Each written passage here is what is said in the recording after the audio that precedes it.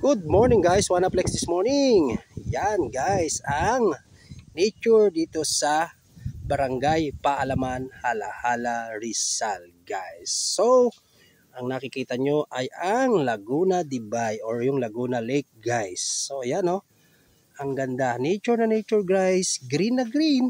Yan po ang kabundukan ng Halahala, Rizal, Barangay Paalaman po.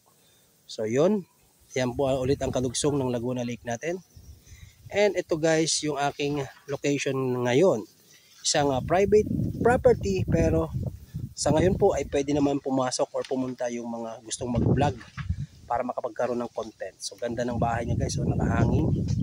So yung meron tayong giant net spider web. Yan guys. So yan ang kanyang silong. And ito guys, itong pwesto kong ito ay tree house guys. So yan puno ng baliti yan guys. Yan, may puno ng balite sa gitna.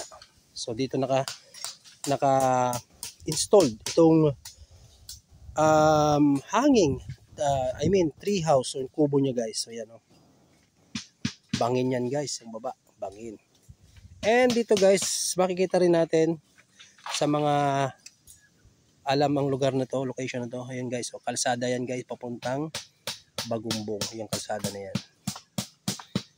So yan, napakaganda guys dito. So, sa mga hindi pa nakakarating dito guys, ano pang inaantay nyo? Kung taga-Halahala kayo, pasyalan nyo to guys at talagang sulit ang inyong pagpasyal o pagpapapawis papunta rito. And kung content creator naman kayo, makakakuha kayo ng mga magagandang tarawin, magandang spot para sa inyong content at sa inyong vlogging guys. Shout out sa may-ari nito, salute po ako sa idea, sa concept ng inyong property or sa inyong location guys. Maraming salamat po. Thanks for watching. Follow for more. Bye. Salute.